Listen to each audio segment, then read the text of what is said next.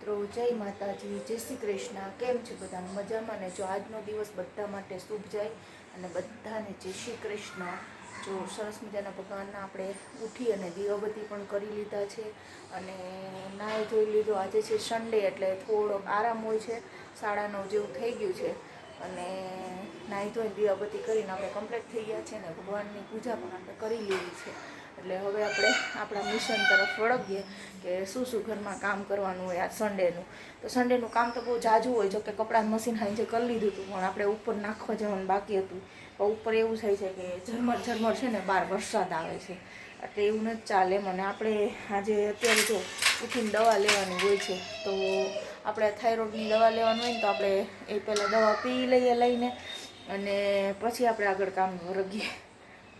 તમારા સિટીમાં કેવો વરસાદ છે? અમારા સન્ડેનો વરસાદ બહાર જવું છે ને તો આટલો વરસાદ પડે છે, ધોધમાર વરસાદ આવે છે. તો બધું પલળી ભીંગળીને એવું બધું જો, અને કપડાં જો મૂકી દીધા છે આપણે મશીનના છે એટલે અંદર લોબીમાં દોરીયું બાંધી છે ને આ બે જો ઝઘડે છે કે હાલો નાવા વરસાદના. અમારે તો બહુ ગરમી પડે એટલે અમદાવાદવાળા નાવું જોઈએ એટલે આટલો વરસાદ પડે છે. તમારી સિટીમાં કેવો વરસાદ છે કયો છો અમને? હાલો, જો બપોરે 2:30 વાગે જમવા બેઠા છે. અમે બહાર ગયા હતા કાદર્શન, ધોધમાર વરસાદ આવે ને પલળી ગયા ને તેને શરદી થઈ ગઈ છે. જો એટલે એ ભાખરી ચોળવા માંડ્યા એટલે તમને બધાને ખબર પડી જાય કે અડદની દાળ હોય, રવિવાર હોય એટલે. તો જો આ આપણી મસ્ત મજાની અડદની દાળ ઘટી એકદમ, અને આ હાઈના બટેટા ભૂંગળા ને બટેટા રસાવાળા, ડુંગળી મરચાં બરાબર ને, અને આ ભાખરી આવડી, છાશ. હાલો બધા જમવા, અથાણું બધું. કા આજે દેશી ભોજન, દર્શનનું ફેવરેટ એમ ને? હા, તો ચાલો બધા જમવા.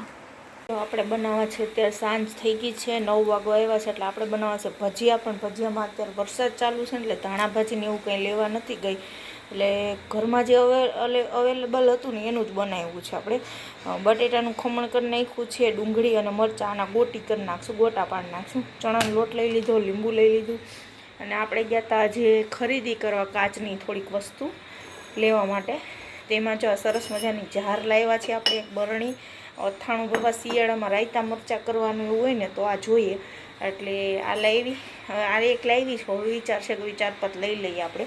અને સાથે રકાબી લઈ આવ્યા છે. રકાબીનો કલર બ્લેક છે અને આ દર્શન કુમારે એની બહુ ગમતી હતી એટલે એને લીધી છે. આપણી પાસે વ્હાઈટ તો છે જ ઓલરેડી, પણ એને બ્લેક લેવડાવી છે બાર એકારે, એટલે આપણે એ પણ લઈ લીધી છે. ને ઉટકી અને ઉકવી દીધી છે કારણ કે સીધી વપરાય નહીં, એને વાપરવી છે. આપણે ભજીયાનું બેટર તૈયાર કરી દીધું છે. આમાં અજમો નાખ્યો છે અને બધું નાખીને મસ્ત હિંગ ને, અને અહીંયા ભજીયા ચાલુ થઈ ગયા છે. ચલો બધા ચોમાસાના ભજીયા ખાવા. મને ઈચ્છા થઈ હતી ભજીયા ખાવાની ને એના માટે થોડીક અડદની દાળ પડી છે, એટલે નકર તો કાલે સોમવાર છે શ્રાવણ મહિનાનું અને રે છે એટલે ભેરું ન થાય. એટલે આપણે મસ્ત ભજીયા પાડી નાખ્યા છે. ગોટા જે અવેલેબલ ઘરમાં હતું એના જ બનાવ્યા છે. એટલે ચલો બધા ભજીયા ખાવા મસ્ત મજાના ગરમા ગરમ ચોમાસામાં. હાલો ભાઈ, ગુડ મોર્નિંગ, જય શ્રી કૃષ્ણ બધાને. જો આજે આપણે સોમવાર થઈ ગયો છે ને શ્રાવણ મહિનાના પહેલા સોમવારના બધાને ઓમ નમઃ શિવાય, હર હર ભોળે મહાદેવ. એટલે આપણે જો અત્યારમાં આવી ગયા છીએ ક્યારના, પણ આજે રસોડામાં આપણે કામ હોતું નથી કારણ કે ટિફિન ન હોય, દર્શન સોમવાર ગયા છે એટલે. એટલે આપણે આજે નાગદાદાના તલવટ બનાવવાના છે. અંજવાળીઓ સોમવાર છે ને પહેલો સોમવાર છે એટલે આપણે નાગદાદાના તલવટ બનાવી નાખીએ. ચલો આપણે જો નાગદાદાના તલવટ માટે આપણે લઈ લીધા છે તલ અને ખાંડ. આપણી પાસે આમાં ગોળ હોય પણ ગોળ મારી પાસે અત્યારે નથી એટલે મેં ખાંડ નાખી દીધી. પછી આપણે આને 2-3 આટા ફેરવી અને આમાં બાઉલમાં નાખીને એમાં ઘી નાખીને ચોળી નાખશું ને પછી આપણે તલવટ ઝાડીએ નાગદાદાને. અને ભગવાનના દીવાબત્તી કરી નાખ્યા અને મેં તલવટ કર્યા. અને હવે એ નાગબાપાના નાગદાદાના કોઈ પાંચમના ઝાડતા હોય, અમે સોમવારના ઝાડીએ શ્રાવણ મહિનાના. એટલે દર્શન જો શ્રાવણ મહિના સોમવારના નૈવેદ્ય ઝારે છે એટલે એ પાણીયારે અમે ઝારી દઈશ કે મંદિરે કે નથી જતા એટલે પાણીયારે નાગદાદાને દીવો કરી અને તલવટ બનાવીને ખાશે એટલે દર્શન ઝારી દે. અને એક બાજુ ચાય મૂકી દીધી છે એટલે તલવટી થઈ છે અંજવાળિયાના. અને જો દર્શન ઝારે છે, દીવાબત્તી કરીને કે લાઈ હું ઝારી દઉં. અત્યારમાં જ સોમવાર છે અને સોમવાર રિહાઈ હોય છે એટલે હારવાર બધું થઈ જાય છે. અને જો ટેકનિકથી ઝારે છો જોજો તમે બધા પહેલાં હાથ બગાડવા જોઈએ, હવે હેઠું ન દેવું પડે ભગવાનને. ચમચીથી ચારે છે ને ઘડિયાળમાં વાગી ગયા છે 1 અને 1 વાગે ઘરે આવ્યા છે. એટલો વરસાદ પડ્યો ને કે બધે પાણી ભરાઈ ગયા. કોઈ વાતે છે ને રિક્ષા મળતી જ નહોતી.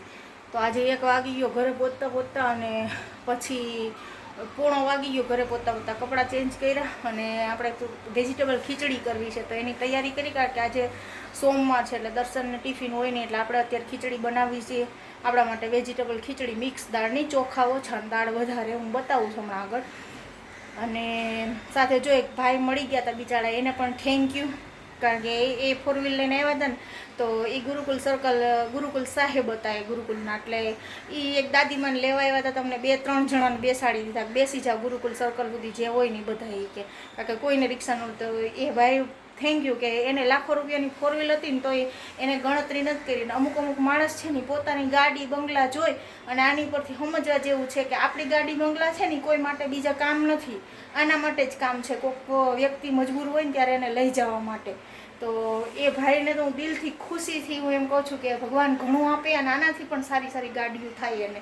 કારણ કે મને તો બહુ જ ગમ્યું કે આવું સેવાનું કામ કરવું જ જોઈએ એમ.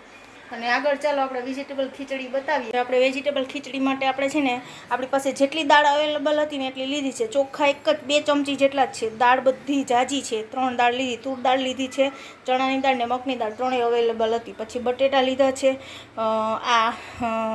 દૂધી છે, ટમેટા છે ને મરચાં છે, આટલું હતું. ને આપણે તેલ મૂકી દીધું છે. આખું જીરું નાખી, હિંગ અને આખા જીરાથી આપણે એની વઘાર કરશું અને ચડી જાય પછી આપણે એને બતાવશું.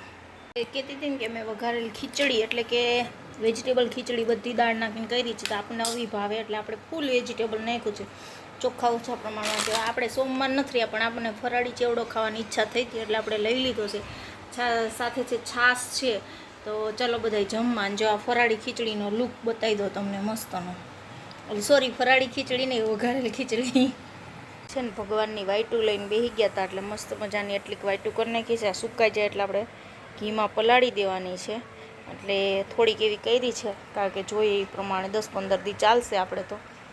એટલે વાઈટું કરવા બેસી ગયા હતા અને સાથે સાથે જો આ બધા ટ્યુશનમાં બેસી ગયા છે અને ટ્યુશનવાળા જો ભણવા માંડ્યા છે બધા મસ્ત મજાના. જો આપણે હવે બ્લોગનો એન્ડ કરવા બેસી ગયા છીએ અત્યારમાં. અને બધાએ જો મારો બ્લોગ સારો લાગ્યો હોય તો લાઈક કરજો, શેર કરજો અને સબસ્ક્રાઈબ કરવાનું ભૂલતા નહીં. અને જો ફેસબુકમાં જોતા હોય તો ફોલો કરજો. બાય. નેક્સ્ટ બ્લોગ સુધી બાય બાય.